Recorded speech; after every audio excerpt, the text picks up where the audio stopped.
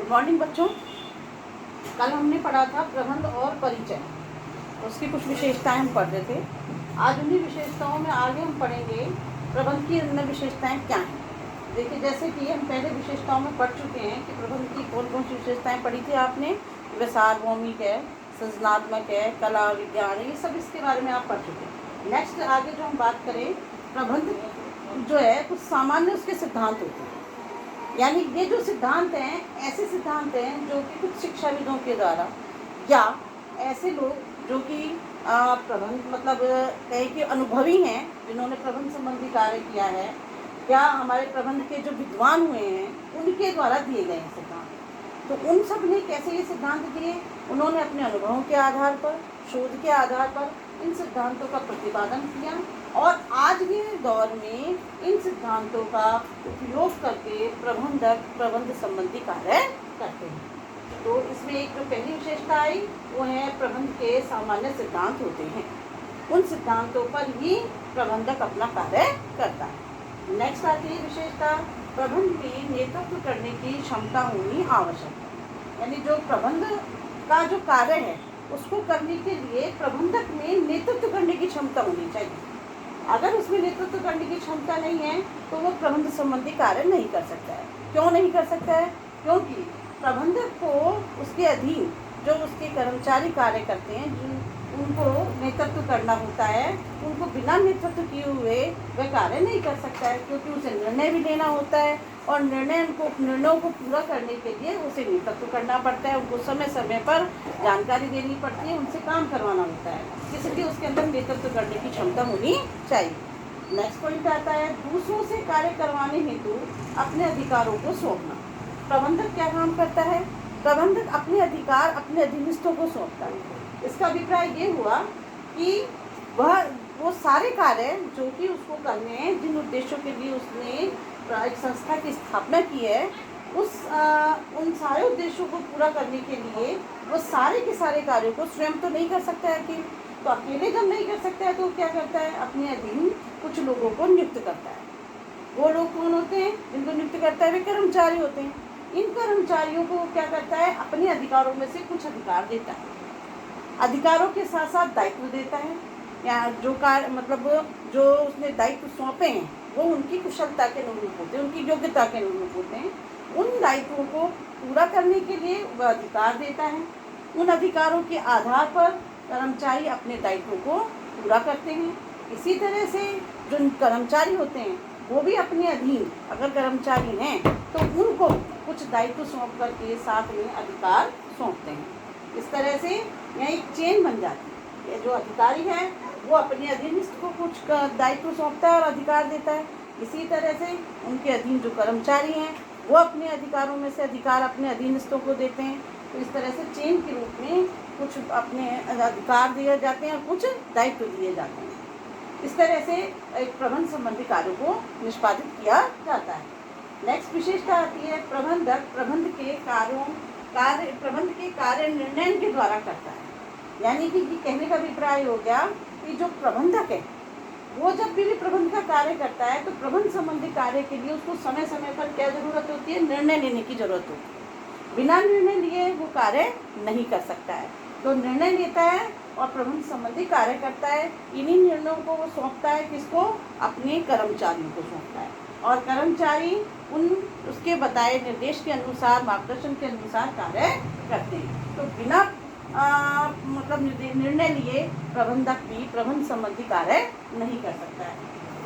जैसा आपको इसमें बताया गया है कि प्रबंधक निर्णय द्वारा जो कार्य करता है, कभी कुछ कार्य करने के संबंध में तो कभी किसी कार्य को टालने के संबंध में भी निर्णय लेता है। यानी कि कोई कार्य करना है उसके लिए भी उसको निर्णय लेना होता है, और यदि कोई कार्य नहीं करना है तो भी उसको निर्णय लेना होता है। बिना निर्णय लिए प्रबंधक कार्य नहीं कर सकता है। नेक्स्ट है प्रबंध का कार्य संस्था के वातावरण से प्रभावित होता है। अब संस्था का वातावरण दो प्रकार का होता है, आंतरिक और बाह्य। आंतरिक वातावरण के अंदर संसाधन आते हैं, नियोक्ता आता है और कर्मचारी आते हैं।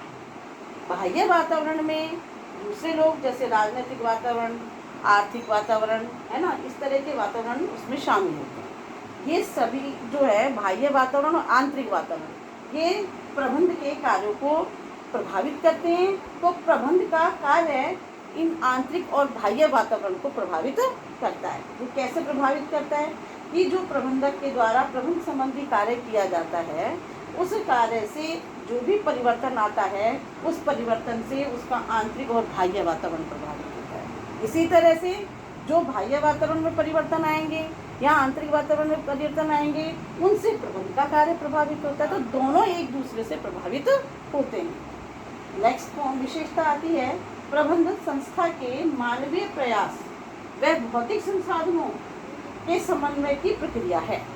मानवीय प्रयास और भौतिक संसाधन, पहली बात तो ये करें कि एक संस्था के पास में दो प्रकार के संसाधन होते हैं। वे कौन कौन से हैं, जो कि मैंने यहाँ लिखे हुए हैं, मानवीय और भौतिक। ये दो ही ऐसे साधन होते हैं जिनको काम में लेकर के संस्था आगे अपना कार्य निष्पादित करती है। तो मानवीय संसाधन और भौतिक संसाधन की समन्वय की प्रक्रिया क्या है, प्रबंध के कार्य, यानी इनको दोनों को शामिल किया जाता है और दोनों का समन्वय करके ही प्रबंध संबंधी कार्य किए जा सकते हैं। ऐसा क्यों है कि मानवीय प्रयास और भौतिक संसाधनों के समन्वय की प्रक्रिया क्यों कहा गया है? इसलिए कहा गया है कि यदि जो मानवीय संसाधन है, यदि वो उसमें जो कुशलता है उसके अनुरूप उसको अगर कार्य नहीं सौंपे जाएंगे या उसके अनुरूप उसको कोई कार्य नहीं दिया जाएगा, संसाधन नहीं उपलब्ध कराए जाएंगे, तो मानवीय संसाधन का कोई मतलब अच्छे प्रकार से उपयोग नहीं हो पाएगा। इसी तरह से भौतिक संसाधन है, इनका उपयोग करने के लिए मानवीय कुशलता का होना आवश्यक है। तो इसलिए मानव की कुशलता और भौतिक संसाधनों की जो आवश्यकता है उसको पूरा करने के लिए, उसके लिए इनके समन्वय की आवश्यकता होती है। बिना समन्वय किए प्रबंध संबंधी कार्य नहीं किया जा सकता है। आपको अपनी बुक में भी दिया हुआ है कि प्रबंधक मानवीय प्रयास एवं भौतिक संसाधनों के समन्वय की प्रक्रिया है, ताकि संस्था के उद्देश्यों को, संबंधित वर्गों की अपेक्षाओं को दक्षतापूर्ण एवं कारगर ढंग से पूर्ण किया जा सके। अब ये जो इसमें लाइन लिखी हुई है, उद्देश्य इससे संबंधित सभी वर्ग। अब वर्ग कौन कौन से हैं? देखो, प्रबंध जो इसमें वर्ग की बात करें तो वर्गों में हम कर्मचारी ले सकते हैं। कर्मचारियों के अलावा हम जो नियोजक होते हैं, यानी जो कर्मचारियों के साथ साथ प्रबंधक हैं, अधिकारी हैं, या कहें हम जो निवेशक हैं या ऋणदाता हैं, जो भौतिक संसाधनों को उपलब्ध कराने वाले लोग हैं, ये सब कौन हैं? ये सब विभिन्न वर्ग हैं। ये वे लोग हैं जो कि किसी न किसी रूप में प्रत्यक्ष अप्रत्यक्ष रूप से संस्था को प्रभावित करते हैं, उसको सहायता करते हैं। इनकी सबकी अपनी अपनी कुछ अपेक्षाएं होती हैं। जैसे हमने बात करी इसमें कर्मचारियों की, तो कर्मचारी की क्या अपेक्षा हो सकती है? उस संस्था से कर्मचारी की अपेक्षा हो सकती है कि उसको उचित मात्रा में वेतन की प्राप्ति हो, जितना वो परिश्रम कर रहा है उतना उसको वेतन मिले। इसी तरह से जो निवेशक है उसकी क्या अपेक्षा हो सकती है? निवेशक की अपेक्षा हो सकती है कि वह जितना निवेश कर रहा है उसके अनुरूप उसको लाभों की प्राप्ति हो, सही समय पर प्राप्ति हो। इसी तरह से ऋणदाता की भी कुछ अपेक्षा हो सकती है कि ऋणदाता ने जो ऋण दिया है उस पर उसको उसका ब्याज सही समय पर प्राप्त हो, उसका मूलधन भी उसको सही समय पर प्राप्त हो, उसका पैसा डूबे ना। इस तरह की अपेक्षाएं हो सकती हैं। इन अपेक्षाओं को पूरा करने के लिए उसको क्या करना पड़ेगा? प्रबंधक को इन दोनों संसाधनों का समन्वय करके और इनका उपयोग करना होगा, तभी जाकर के इन अपेक्षाओं की पूर्ति की जा सकेगी। इसी तरह से नेक्स्ट पॉइंट आता है प्रबंध सार्वभौमिक क्रिया है। सार्वभौमिक का मतलब है कि प्रबंध की आवश्यकता सभी स्थानों पर, सभी कार्यों में होती है। यानी आपका जो संस्था है उसका आकार चाहे छोटा हो बड़ा हो, वह संस्था धार्मिक हो या राजनीतिक हो या कोई उत्पादन करने वाली हो या सेवा देने वाली हो, सभी प्रकार की संस्थाओं में प्रबंध की आवश्यकता होती है। बिना प्रबंध के किसी भी प्रकार की संस्था का संचालन कुशलता से नहीं किया जा सकता है। नेक्स्ट इसमें लास्ट जो इसकी विशेषता आती है वो अदृश्य शक्ति है। प्रबंध कैसी शक्ति है? अदृश्य, जो दिखाई नहीं देती है।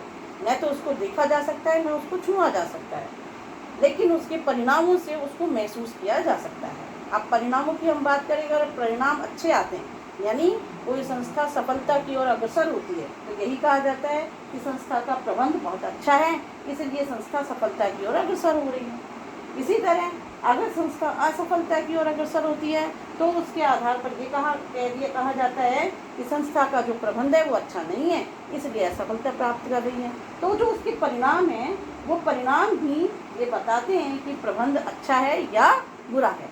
तो इसलिए ये कहा गया है कि प्रबंध कैसा है, अदृश्य शक्ति के रूप में कार्य करता है। तो बच्चों आज हमने इसकी समस्त विशेषताओं का अध्ययन कर लिया है। नेक्स्ट टाइम जब हम मिलेंगे तो हम इसके